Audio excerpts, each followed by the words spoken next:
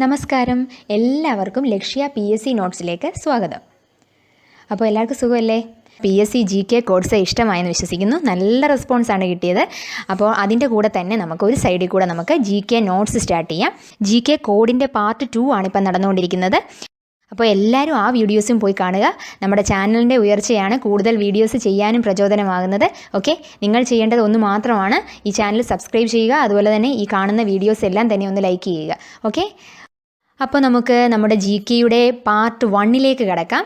ഇന്ന് നമ്മൾ ഡിസ്കസ് ചെയ്യാൻ പോകുന്ന ടോപ്പിക് എന്ന് പറയുന്നത് ഇന്ത്യയുടെ ഭൂമിശാസ്ത്രപരമായ സവിശേഷതകളാണ്. എല്ലാവരും നമ്മുടെ PSC സിലബസ് എടുത്ത് നോക്കുവാണെങ്കിൽ നിങ്ങൾക്ക് കാണാം ഈ ഒരു ടോപ്പിക്ക് വളരെ പ്രധാനപ്പെട്ട ടോപ്പിക്കാണ്. നമ്മുടെ ഇന്ത്യൻ ഭൂപ്രകൃതി എന്ന് പറയുന്നത് ഭൂമിയുടെ ഉപരിതലത്തിൻ്റെ, അതായത് ഭൗമോപരിതലത്തിൻ്റെ സവിശേഷതകളുടെ അടിസ്ഥാനത്തിൽ ഇന്ത്യയെ 5 ഭൂപ്രകൃതി വിഭാഗങ്ങളായാണ് തരംതിരിച്ചിരിക്കുന്നത്. ഒന്നാമത്തേത് ഉത്തര പർവ്വത മേഖല, സെക്കൻഡ് വൺ ഉത്തര മഹാസമതലം, തേർഡ് വൺ ഉപദ്വീപീയ പീഠഭൂമി, ഫോർത്ത് വൺ തീരസമതലങ്ങൾ, ഫിഫ്ത്ത് വൺ ദ്വീപുകൾ. ഏറ്റവും പ്രധാനപ്പെട്ടത് എന്ന് പറയുന്നത് ഉത്തരപർവ്വത മേഖല തന്നെയാണ്. അതാണ് കൂടുതലും എക്സാംസിന് ചോദിക്കുന്നത്. ഇന്ന് നമ്മൾ ഡിസ്കസ് ചെയ്യാൻ പോകുന്നതും ഈ ഉത്തരപർവ്വത മേഖല തന്നെയാണ്. ഈ മേഖലയിൽ സ്ഥിതി ചെയ്യുന്ന പർവ്വതനിരകളുടെ അടിസ്ഥാനത്തിൽ 3 വിഭാഗങ്ങളായാണ് ഇതിനെ തിരിച്ചിരിക്കുന്നത്. ഹിമാലയൻ നിരകൾ, ട്രാൻസ് ഹിമാലയൻ നിരകൾ, പൂർവാഞ്ചൽ അല്ലെങ്കിൽ വടക്കുകിഴക്കൻ മലനിരകൾ. അതിൽ ഫസ്റ്റ് വൺ ഡിസ്കസ് ചെയ്യുക, ഹിമാലയൻ നിരകൾ. ഈ ഉത്തരപർവ്വത മേഖലയിൽ തന്നെ ഏറ്റവും ഇമ്പോർട്ടൻ്റ് എന്ന് പറയുന്നത് ഹിമാലയൻ നിരകളാണ്. ലോകത്തിലെ ഏറ്റവും വലിയ പർവ്വത നിരയാണ് ഈ ഹിമാലയൻ നിരകൾ. പർവ്വതരാജൻ എന്നറിയപ്പെടുന്നത് ഹിമാലയമാണ്. അതുപോലെ ഏറ്റവും വലിയ മടക്കുപർവ്വതം, ഈ മടക്കുപർവ്വതം നിങ്ങൾ കേട്ടിട്ടുണ്ടോ? Fold mountains. എല്ലാം നമ്മൾ പോയിൻ്റായിട്ടാണ് കൊടുത്തിരിക്കുന്നത്. നിങ്ങൾക്ക് വളരെ എളുപ്പമായിട്ട് തന്നെ പഠിച്ചെടുക്കാൻ സാധിക്കും. ഒരു ടെക്സ്റ്റ് എടുത്ത് നോക്കുവാണെങ്കിൽ നമുക്ക് എല്ലാം വളരെ ഡീറ്റെയിൽഡ് ആയിട്ടായിരിക്കും. അങ്ങനെയൊന്നും പഠിച്ചാൽ നമുക്ക് പെട്ടെന്ന് പഠിച്ചെടുക്കാൻ സാധിക്കുന്നതല്ല ഈ PSC എന്ന് പറയുന്നത്. ഓക്കെ, അപ്പോൾ നമുക്ക് ഹിമാലയൻ നിരകൾ ആണ് ഇപ്പോൾ ഡിസ്കസ് ചെയ്യുന്നത്. ഏഷ്യയുടെ വാട്ടർ ടവർ എന്നറിയപ്പെടുന്നത് ഏതാണ്? ഹിമാലയൻ നിരകളാണ്. എന്തുകൊണ്ടായിരിക്കും അങ്ങനെ അറിയപ്പെടുന്നത്? ഗംഗ, യമുന ഒക്കെ ഉത്ഭവിക്കുന്നത് ഈ ഹിമാലയൻ നിരകളിൽ നിന്നാണ്. ഹിമാലയം നിർമ്മിച്ചിരിക്കുന്ന ശില ഏതാണ്? അവസാദ ശിലകൾ. എന്താണ് ഈ ശിലയുടെ പ്രത്യേകത?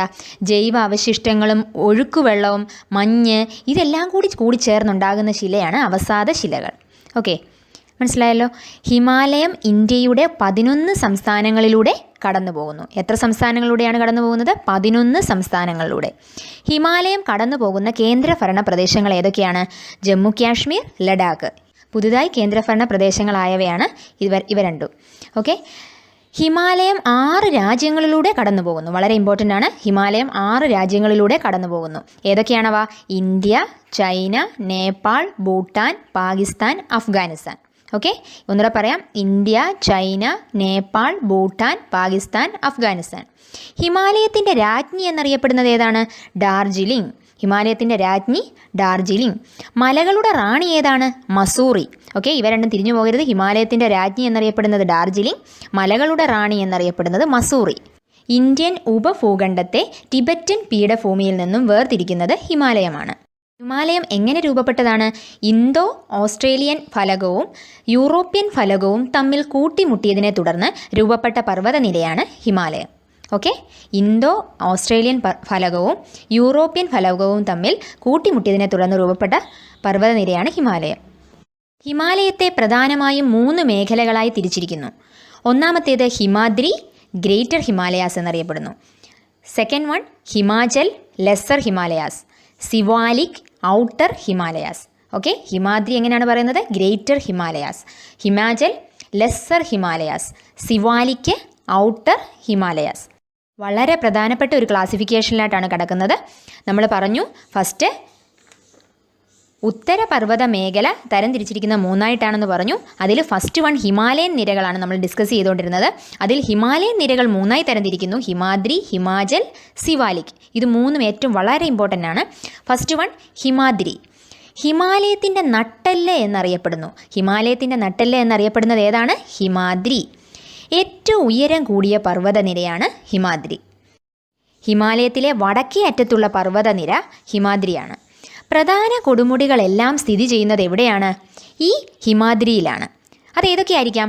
എവറസ്റ്റ്, കാഞ്ചൻജംഗ, നങ്ക പർവ്വതം, നന്ദാദേവി. ഇവയെല്ലാം തന്നെ സ്ഥിതി ചെയ്യുന്നത് എവിടെയാണ്? ഈ ഹിമാദ്രിയിലാണ്. നമുക്കറിയാം ഏറ്റവും വലിയ കൊടുമുടി എവറസ്റ്റ് ആണ്. പക്ഷേ ഏറ്റവും ഉയരം കൂടിയ പർവ്വതനിര എന്ന് പറയുന്നത് മൗണ്ട് K2 ആണ്. പക്ഷേ അത് ഹിമാദ്രിയിലല്ല സ്ഥിതി ചെയ്യുന്നത്. ഓക്കെ, അത് നമ്മൾ പിന്നീട് പറയും. അപ്പം പ്രധാന കൊടുമുടികളെല്ലാം സ്ഥിതി ചെയ്യുന്നു മൗണ്ട് K2 ഒഴിച്ച് ബാക്കിയെല്ലാം ഹിമാദ്രിയിലാണ് സ്ഥിതി ചെയ്യുന്നത്. ഹിമാദ്രിയിൽ സ്ഥിതി ചെയ്യുന്നത് എവറസ്റ്റ്, കാഞ്ചൻജംഗ, നങ്കാ പർവ്വതം, നന്ദാദേവി. ഒരു ഇന്ത്യൻ സംസ്ഥാനത്ത് സ്ഥിതി ചെയ്യുന്ന ഉയരം കൂടിയ പർവ്വതം ഏതാണ്? കാഞ്ചൻജംഗയാണ്. എവിടെയാണത്? സിക്കിമിലാണ് സ്ഥിതി ചെയ്യുന്നത്. വളരെ പ്രധാനപ്പെട്ട ഒരു പോയിന്റ് കൂടെ ഉണ്ട്. അതിൻ്റെ ഉയരം എത്രയാണ്? 1586 മീറ്ററാണ് അതിൻ്റെ ഉയരം എന്ന് പറയുന്നത്. പൂർണ്ണമായി ഇന്ത്യയിൽ സ്ഥിതി ചെയ്യുന്ന രണ്ടാമത്തെ ഉയരം കൂടിയ പർവ്വതം ഏതാണ്? അത് നന്ദാദേവിയാണ്. അതിൻ്റെ ഉയരം 7816 മീറ്റർ.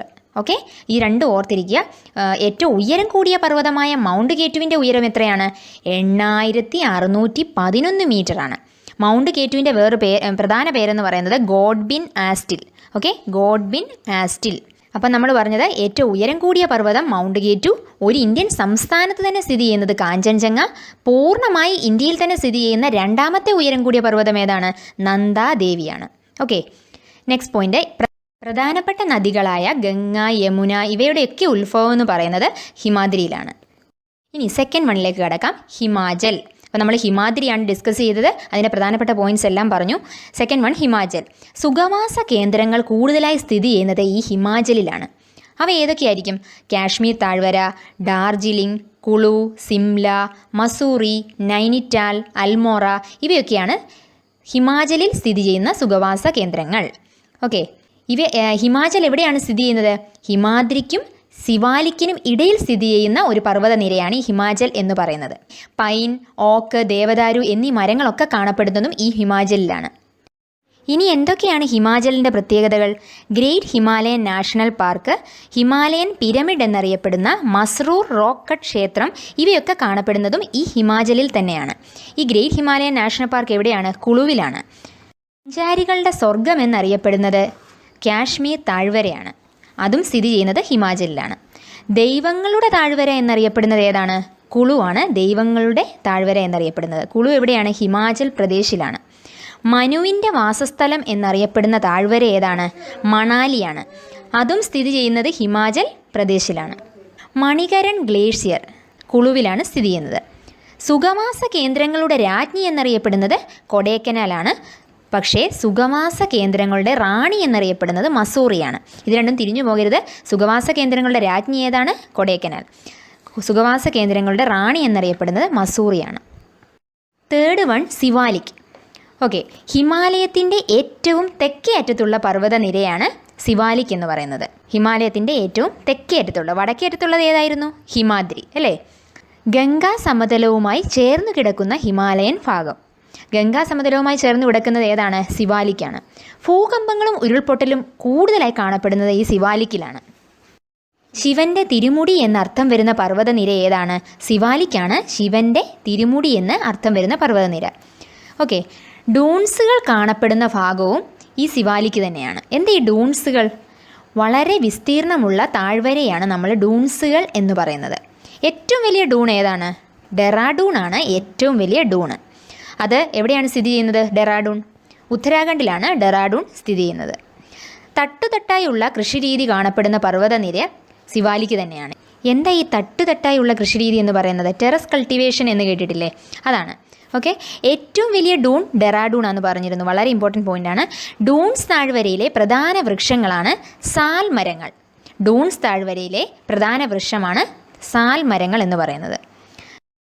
അപ്പം നമ്മൾ ഇന്ന് ഡിസ്കസ് ചെയ്തത് എന്താണ്? ഇന്ത്യൻ ഭൂപ്രകൃതിയാണ്. അത് 5 വിഭാഗങ്ങളായി തരംതിരിച്ചിരിക്കുന്നു. ഉത്തരപർവ്വത മേഖല, ഉത്തര മഹാസമതലം, ഉപദ്വീപീയ പീഠഭൂമി, തീരസമതലങ്ങൾ, ദ്വീപുകൾ. ഇതിൽ ഒന്നാമത്തെയാണ് നമ്മൾ ഇന്ന് ഡിസ്കസ് ചെയ്തത്, ഉത്തരപർവ്വത മേഖല.